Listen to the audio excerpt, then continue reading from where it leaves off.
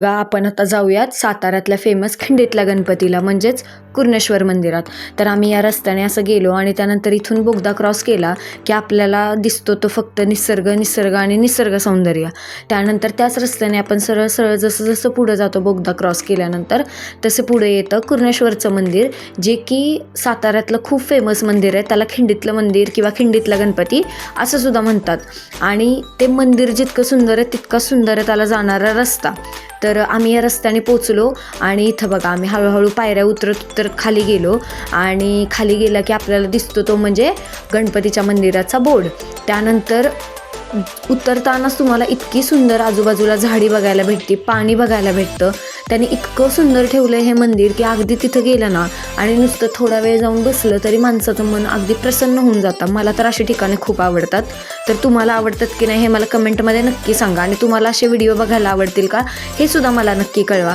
तर इथं आम्ही गेलो तर आम्ही खूप सकाळी लवकर गेलो होतो, त्यामुळे इथं मंदिर बंद होतं. आम्ही ते न उघडता बाहेरूनच दर्शन घेतलं आणि हे बघा मंदिराचा परिसर किती सुंदर आहे. त्यानंतर इथं एवढी सुंदर सुंदर झाडं लावली आहेत, मग ती फुलझाडं असू द्या किंवा तुम्हाला दुर्मिळ दिसणारी झाडं असू द्यात. त्यांनी खूप म्हणजे खूप सुंदर ते मेंटेन केलं आहे आणि खूप छान ठेवलं आहे सुद्धा. आणि साताऱ्यातली लोकंसुद्धा ते तेवढंच सुंदर आणि स्वच्छ ठेवण्याचा प्रयत्न करतात.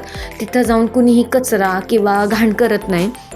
आणि ही बघा फुलांच्या कमानी वगैरे. तर इथं आम्ही असे छान छान दोघींनी व्हिडिओ घेतले, कारण आता बघा मुली आणि फोटो म्हणजे अगदी ते इक्वेशन न सॉल्व करण्यासारखं आहे. तर आम्ही इथं असे दोघींचे पण छान छान व्हिडिओ घेतले आणि इतकं छान वाटलं की आम्ही जवळजवळ तिथे 2 ते 3 तास होतो ना.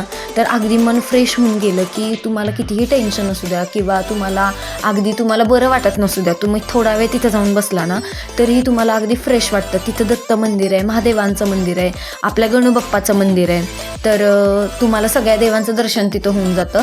तर इथं बघा मी तर सारखाच पायांचा व्हिडिओ घेत होते, कारण एवढे सुंदर व्हिडिओ येत होते आणि एवढा छान व्ह्यू होता ना की बघेल तेवढं कमीच. आता तुम्हाला पण व्हिडिओत मी किती दाखवू आणि किती नको असं मला झालेलं, पण त्याला पण आपल्याला लिमिटेशन्स पडतात. तर तुम्ही या मंदिराला कधी भेट दिली आहे का हे मला नक्की सांगा आणि तुम्हाला हे मंदिर कसं वाटतं हे पण मला सांगा. तर इथं बघा मी असे छान छान कानात फुलं वगैरे अडकून मस्त मस्त व्हिडिओ घेतले, कारण तिथलं वातावरण एवढं सुंदर असतं ना की आपल्याला स्वतःबद्दल सुद्धा एवढं छान फील व्हायला लागतं. आणि इथं आहे ना गुलमोहर इतका सुंदर बहरला होता ना, खूप सुंदर वाटत होतं. आणि इथूनच आम्ही बघा पायऱ्यांवरून खाली चालत गेलो तर तिथे एक स्मारक आहे. तर त्या स्मारकाच्या इथं आहे ना त्यांनी कमळाचं असं तळं बनवलं आहे की जिथं खूप छान छान कमळ होते. आणि आता पावसाळ्यामुळे तर इतकं सुंदर वातावरण झालेलं, सगळ्या फुलझाडांना बहर आलेला, सगळीकडे हिरवळ होती, तिथल्या पायऱ्या भिजलेल्या होत्या, थोडं दव पडलेलं होतं, थोडं पानं पडलेली होती. आणि हे बघा इथं कमळं किती सुंदर दिसत होती. आणि इथं सुद्धा अशी छान छान आजूबाजूने रेड कलरची झाडं लावून त्यांनी पॅक केलेलं. आणि वर चढताना तर आमची दमछाकच झालेली.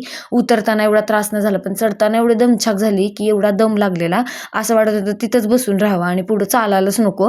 आणि ही तर बघा किती मागं राहिलेली माझी बहीण. आणि असे छोटे पाण्याचे झरे, गोकर्णाची झाडं किंवा अजून वेगवेगळ्या पद्धतीची झाडं जी की आपण कधी बघितलेली पण नसतात, एवढं त्यांनी छान इथं मेंटेन केलेलं. आणि ही बदकं बघा, इथं पहिल्यापासून बदकं असतात गेले कित्येक वर्षापासून. तर आजच्यासाठी एवढंच. आपण भेटूया नेक्स्ट व्लॉगमध्ये. बाय.